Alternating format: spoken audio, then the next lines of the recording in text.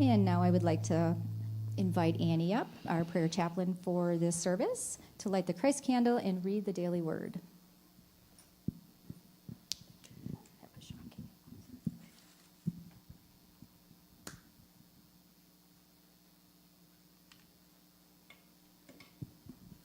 I light the Christ candle today to remind each and every one of us that we are the light. We came to be the light, and I challenge you this coming week, this very day, to be the light.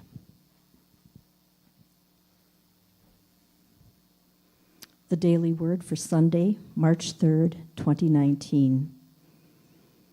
The word is wholeness. And if you're comfortable closing your eyes and just melting into your seat and letting these words wash over you, please feel free to do that. I am a whole and healthy expression of spirit. Appearances are temporary impressions and not an accurate picture of who I am.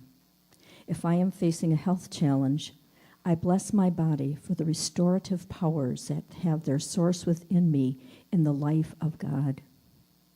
Despite any outer appearances, wholeness and strength of mind are the truth of me. I am a product of divine life, and I connect with this personal, spiritual essence through prayer and meditation. In moments of quiet reflection, I turn within to this inner wellspring of healing and feeling the energizing flow of God's perfect life in and through my body. This life is continually flowing, bringing health and healing to every part of my being. My heart beats with the rhythm and harmony of God. My cells vibrate with the energy of life. And from Isaiah 58:8, then your light shall break forth like the dawn, and your healing shall spring up quickly.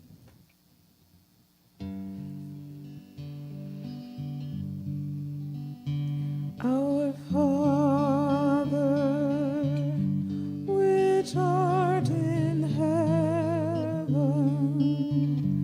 hallowed be thy name. Thy kingdom come, thy will be done on earth as it is in heaven.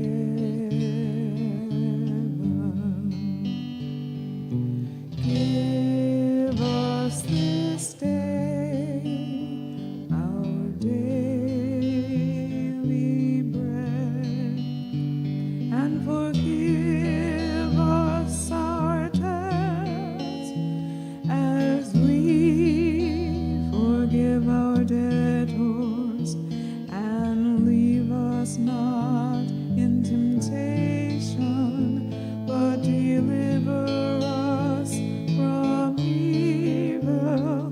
For thine is the kingdom, and the power, and the glory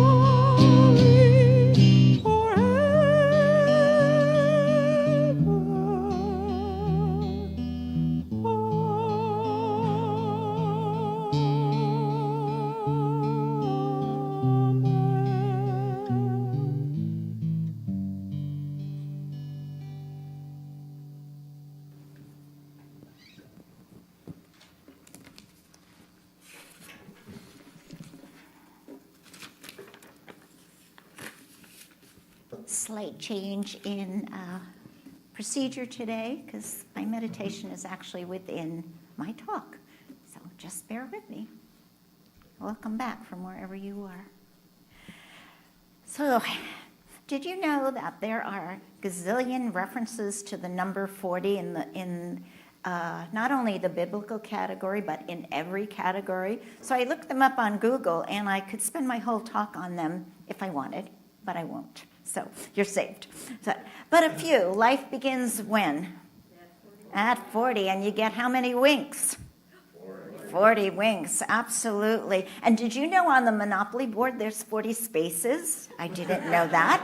I want you to know this. Some Russians and other religions think that the dead or the soul stay around 40 days before they go to wherever it is they were going to go to. So Moses spent 40 days on Mount Sinai, and Jesus fasted 40 days before his temptation. And there are 40 days from Ash Wednesday to the beginning of Lent and then Easter Sunday. So the number 40, then what does that mean? The number 40 means completion, completion of a segment of time, coming on the other side of something. So 40 days of fasting, and then you come on the other side of that and you are hungry. Good group. I just love it when you're paying attention. So as we enter into this pre-season, Easter season then, it's called the period of Lent. And I was wondering about this, and I always have wondered about this. Where did the giving something up for 40 days come from? Was it considered a sacrifice? How does giving up chocolate, beer, or cursing, how is that a gift to God or to the gods? I never quite understood that. I can't have a beer because it's Lent. Okay. So what do people think the giving up would do for them, especially if they're going to do the things all over after 40 days? So what was the point in all of that? I never got that as a youngster. But truthfully, until I really looked up the meaning and the background of this practice, I thought it was an insult to God. It's like I remember when I hung out with my Catholic friends when I was a teenager. So Saturday they would go to confession and they would confess about all the kissing and one of the stuff they did during the week. And then Saturday night we would have a party, and then they would all be kissing and doing what they were doing that they confessed to. So I never quite understood that. I thought, well, it's kind of insulting God in a way, but that was the God up in the sky that I was thinking about then. But anyhow, it was a surprise to me when I did the research on this practice to find out that Lent is not a spiritually based religious holiday. Oh my God. I thought about Jesus, and I did not remember Jesus giving up anything except his life. The rest of the time, Jesus gave too. So what is Lent then? Lent in the Christian community is a season of prayer and fasting, and it represents the 40 days preceding resurrection, and that's fine. But Lent was never a Christian holiday. It was actually a pagan holiday. And this was really interesting. Lent, or the word lectern, actually means spring. And the pagans, who were no more than worshipers of the season, were celebrating spring. And what did the Romans do with all of the holidays? They moved them into a Christian holiday to get the pagans to come into Christianity and have control of religions. So actually, the 40 days were borrowed from the worshipers of the Babylonian goddess Tammuz, and Tammuz was called the Queen of Heaven, or the fertility goddess. Interesting enough, though, when she died, she was so mourned that they say she returned to life. Does that story sound familiar to anybody? This season of Lent was instituted by mainstream Christianity in order to counterfeit or replace Passover season as well as the pagan celebration. Passover was observed by Jesus, the original apostles, in the New Testament church, and even the Gentiles. So the lure to the pagans and the Gentiles from the celebration of Passover, Lent became a Christian holiday. Now, I'm sure that wouldn't sit well in many churches today, but this is just what my research showed me, and it kind of makes sense to me. So Lent was observed by Jesus, and was never served by Jesus and his apostles. Never. I cross-checked and everything. It never was. And that doesn't mean there's anything wrong with it, because it doesn't. Jesus never commanded Lent or Easter to be served, but he commanded to keep the Passover and the days of the unleavened bread. So what about today then? Okay, that's the history. What about today? Today, Lent is used for fasting from sin or from vice. In the Catholic Church, it's the seasons for penance, which means sorrow for sins. However, the Bible shows us that self-control, temperance comes from having God's Holy Spirit working in the life of a converted mind. So did you hear that? Self-control comes from the Spirit in through the converted mind. And what is the converted mind? The converted mind is when we transform and keep growing and reach a higher level of consciousness. That's all that means. Fasting and giving up something may be beneficial in the short term, definitely, but it cannot create godliness. Self-control or change. We change our minds about ourselves, and that is where the self-control comes through, converting our mind. So to me then, in my limited experience, the Christians miss the point of Lent. See, the spiritual point then is physically we are doing something and it might have a benefit and it might have psychological benefits, but spiritually, here's my question to you. Spiritually, what is Lent to a spiritual seeker? Charles Fillmore, Unity co-founder, believed Lent marked a time for personal transformation. Personal transformation. 40 days. 40 days is bringing something to completion. It's being on the other side of it. So if you have 40 days and you make this declaration or set this intention, what will happen on the other side of that? What do you wish to see to come to fruition? Lent is a time to commune with God quietly and inwardly. In my mind, there's no need for a public pronouncement saying, I'm giving up this. I can't have a beer. I gave it up for Lent. Actually, I drink wine. But if you really wanted to be one, if you wanted to be one with God or honor the one who chose to give you life, wouldn't it be better to perhaps give up the fear of lack and scarcity? Wouldn't that be better than giving up chocolate? How about 40 days I will donate time to children with cancer or AIDS babies? Go to hospitals and hold little babies that need love. How about fasting from the belief that man actually stands in the way of God's good for us? What about 40 days of keeping a list of what we're thankful for? And bless God for each gift. To bless means what? To confer prosperity upon. So if you're thankful for the gifts you have, then by blessing it, you move it forward. What about giving up judgment and prejudice for 40 days? How about reading spiritually based books for 40 days? I think you're getting the picture. What I'm saying is that, start to give to. And if you were to do one or any of these things, or something we will speak about a little later, picked up a kindness off of that chart that the outreach committee has put together, you begin to realize you have 40 days of looking within and taking for yourself something which is holding you back, something that's sitting here.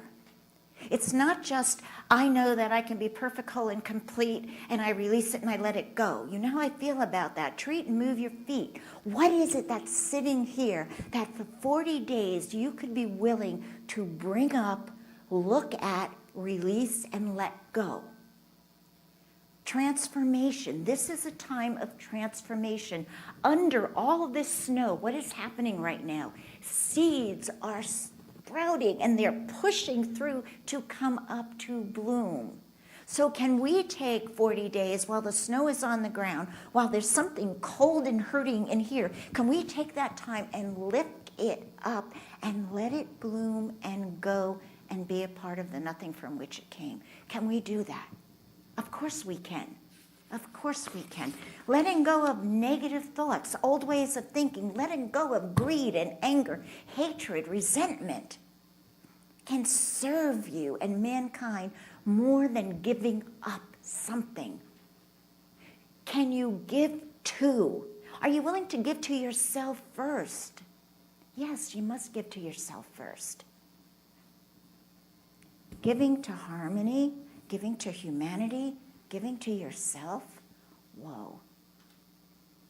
My challenge today is I really, really I expect you to think about in the next 2 days or so, or today or right now, what is it that I could give to myself for 40 days that would then go out into the world and be a healing factor?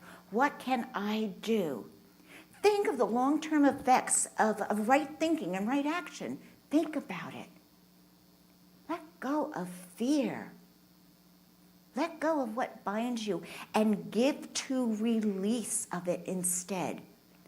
40 days of peace and harmony in the world. Can you imagine right now if in every church and temple today, right now, everybody was preaching. It's one thing that one of our dear congregants, Diane, speaks about all the time, about common language. Can you imagine if right now in all of the churches, synagogues, and temples, people were saying, give 40 days of peace and love to the world? You can't tell me that that wouldn't make a difference. You can't. Fillmore wrote this about Lent. He said, Lent is about fasting, which means abstaining from. Abstinence is overcoming human consciousness, and that's what I'm talking about. Can you take 40 days to overcome that which you're holding on to raise your consciousness to a higher level? That's all that I'm speaking about, and that's exactly what Fillmore is saying. He called his followers to abstain from negative thinking and to meditate on spiritual truth until the achievement is one with the oneness with God. It's so simple. And is it easy? No. No, it's not. Is it doable? Absolutely. Absolutely doable.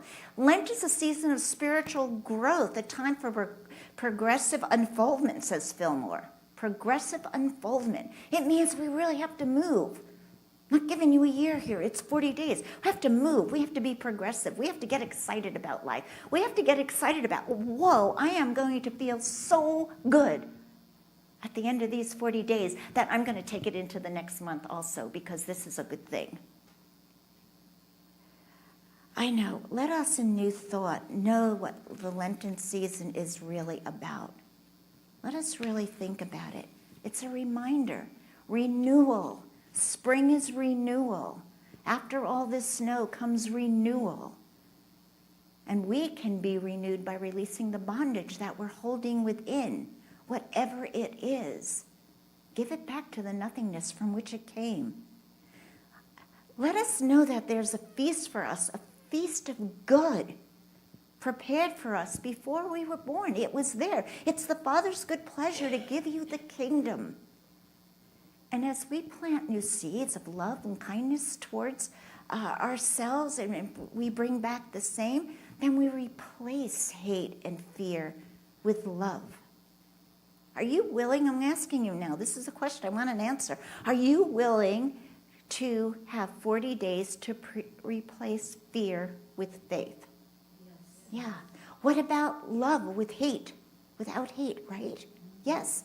Are you ready to go into the wilderness of your soul? Yeah, of course you are. You know, I was telling Patty the other day, I was at the grocery store, and an older lady, heavy with a cane, and was struggling at getting out of her car with the ice and stuff. And so I said, can I help you? And she goes, no, I think I can do it. But I said, are you sure? And she said, well, I just need a cart. And I said, well, let me empty my cart right now. And our cars were next to each other, and I'll give you my cart. And it's not about me doing that. It was about her surprise that somebody was kind. And she said, thank you. Like whoa, thank you. That's sad. That is so sad. We should always be willing to say, how can I help? How can I serve? What can I do? And she, wanted to give me her quarter. And I said, no, I don't want your quarter. Keep your quarter. It's okay. You can have your quarter. I don't want your quarter. Look around. Look around for 40 days. What can you give to? What can you give to for 40 days? We can only have freedom when we free up our minds. Would you agree with me on that? Yeah? Okay. So it's time. It's time that we come out of the Egypt of our minds. Right now, if you will, go with me. This very moment, if you would go within. And if you're comfortable, close your eyes. Right now, if you're comfortable, close your eyes. And I want you to see yourself in the most beautiful garden of life.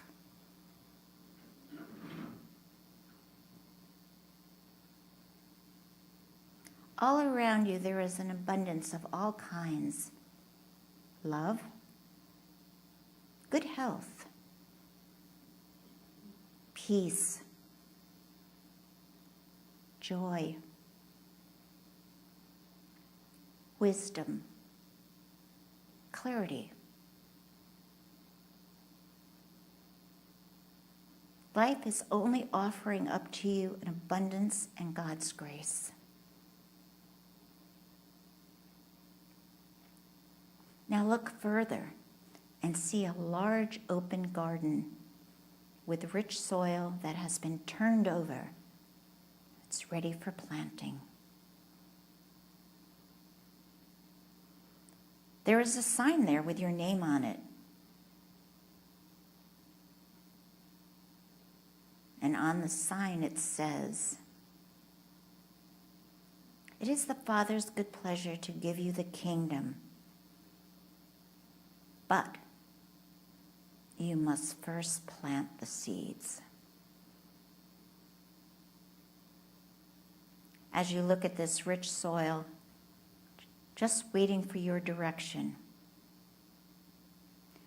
what is it in this very sacred moment that you wish to plant?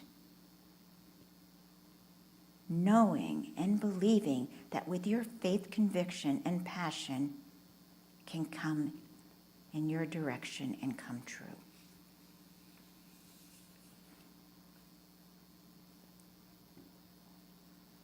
What seeds will you plant? And plant carefully. Know what it is you wish to see come to fruition.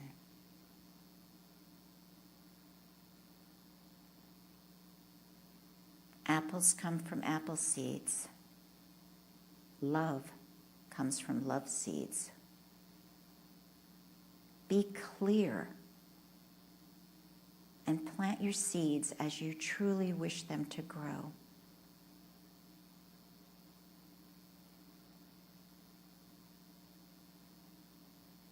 As you plant your seeds in this rich, opulent soil, say to yourself, "It is done. It can be no other way."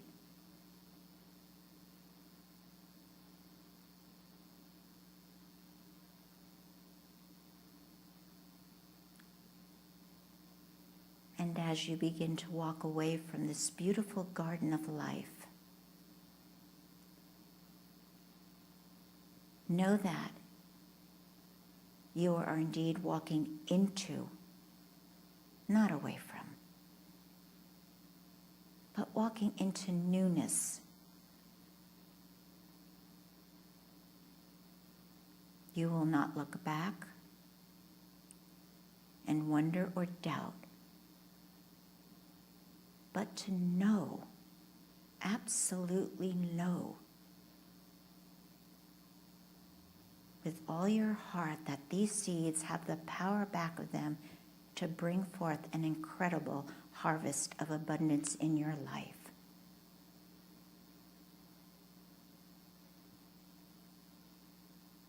Know, have faith, believe,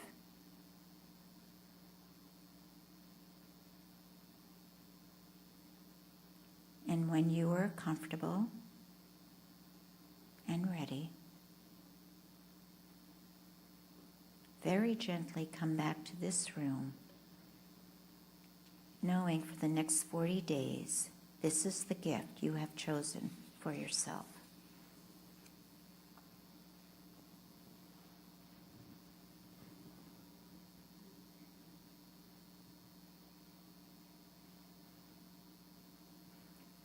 However, whatever it is, you will take the necessary steps, even if they're baby steps. All will move you forward, ever spiraling upward as you once again evolve into the newness and new beginnings.